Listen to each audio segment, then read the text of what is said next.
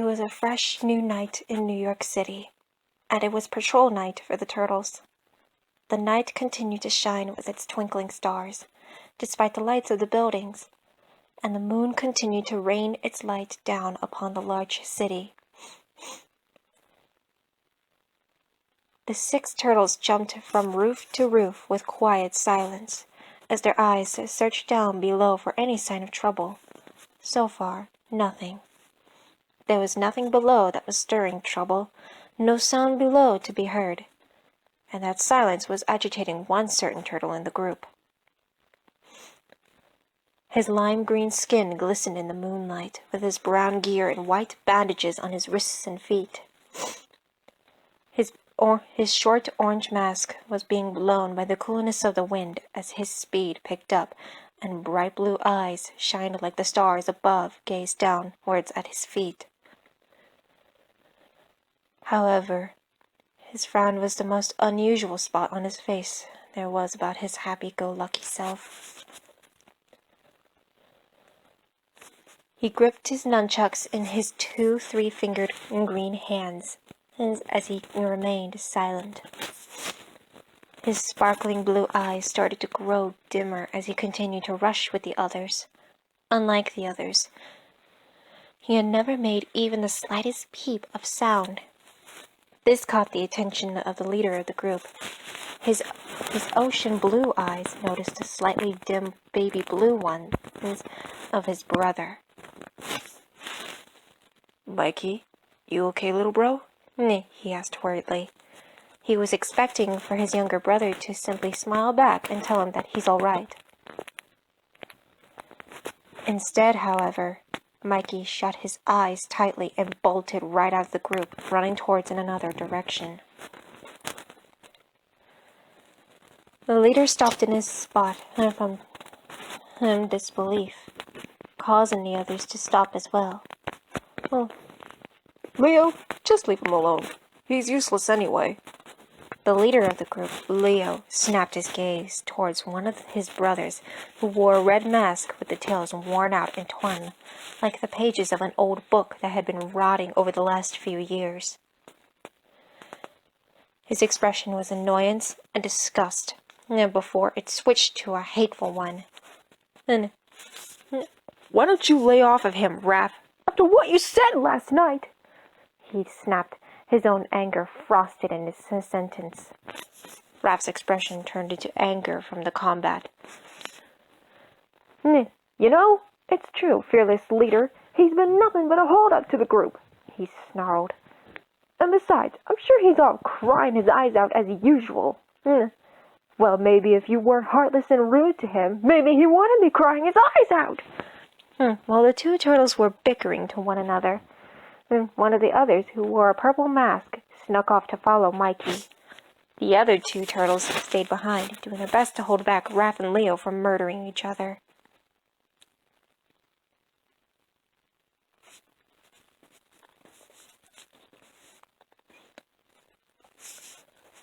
For 5 straight minutes, Mikey had ran across roof to roof before he stopped in an alleyway to catch a breather.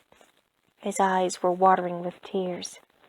He put his nunchucks in their holders on his sides and sighed shakily, remembering those words from the other night.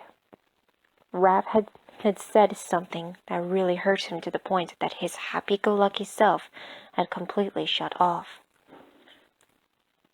He could still hear those awful words in his mind, and the more they repeated, the more his heart shattered.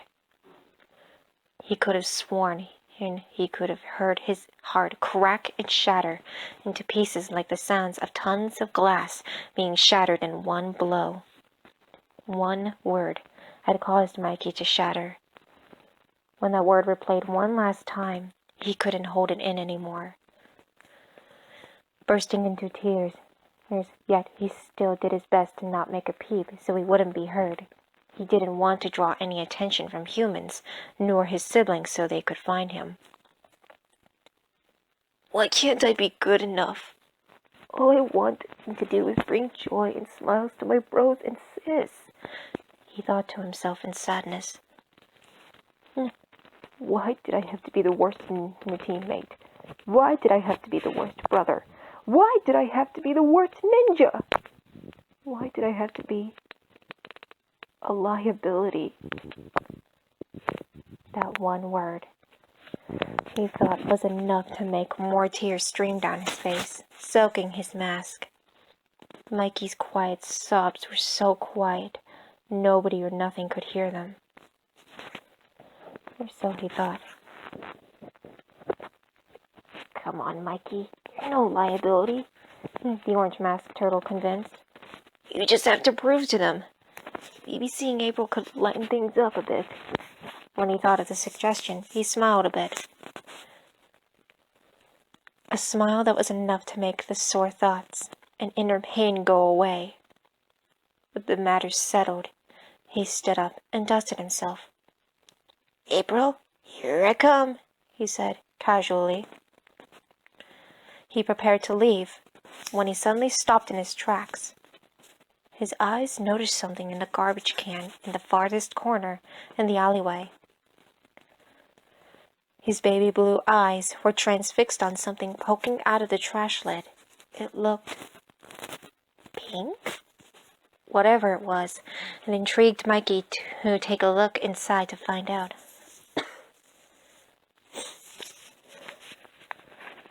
His curiosity overcame his suggestion of seeing April, and his matters were settled. Quietly walking over, his green hand gripped the lid, and with a quick lift, the lid was off before it slipped and crash-landed on a nearby box. Mikey was surprised by the sight inside. Its poor pink coat was smudged with dirt and other garbage liquid inside. Her hot pink and curly, bouncy mane and tail were spiky and a tangled mess with some rocks etched into them. Her 3 balloons cutie mark was covered with mud. The saddest part was her blue, cerulean eyes. They looked so sad, and they seemed to look pleadingly. The sight of this doll was enough to make Mikey tear up a bit, and a sympathetic look washed over his face. With gentleness, he slipped his hands under the doll and picked her up like a baby. He cradled her close to him like he was hugging her, carefully not intending to hurt her when he saw some cuts on her body and legs.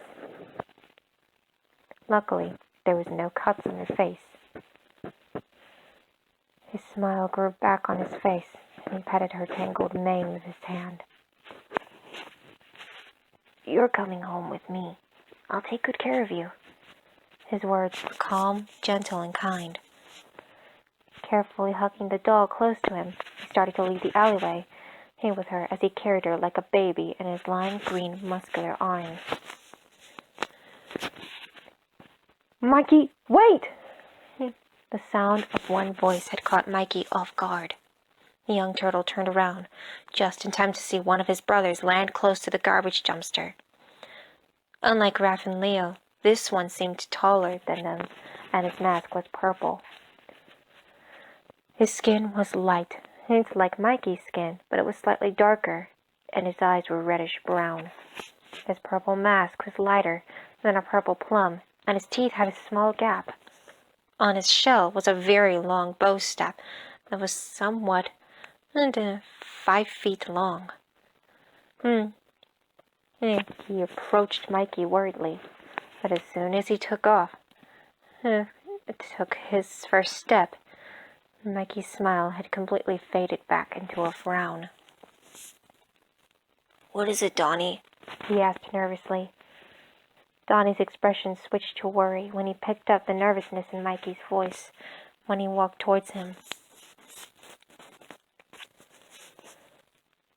When he was close enough, he placed his hand on his younger brother's shoulder, which caused him to flinch, and that was when his eyes noticed a pink doll in his brother's arms. He was surprised to see it, but he didn't show any disgust. Instead, sympathy overcame him his eyes, and his heart felt a sting at the sight of fur cuts and dirty smudges. He reached for her, only for Mikey to pull away and hug the plushie closer to him, being careful not to harm her. His older brother smiled gently and reached for her. "It's okay, Mikey. I'm not going to throw it away." His words were gentle and soft with a sliver of comfort in them. "We can take it home, fix her, and clean her up." Mikey was uncertain if he should accept his brother's words, especially when he knows he's trying to bring him back to the others. He didn't want to face Raph again, not after the argument last night. But if he knew, if he was going to keep the doll, he would have to get it cleaned up and fixed. With no other words, he turned his brother and nodded while relaxing his hold on his new doll. Donnie smiled and took his brother's hand in his own, then led him out of the alleyway, jumping back onto the roof before jumping onto another. Mikey held the doll close to his plastron as he followed him and his brother. Unaware of it too, two blue eyes were staring directly at Mikey.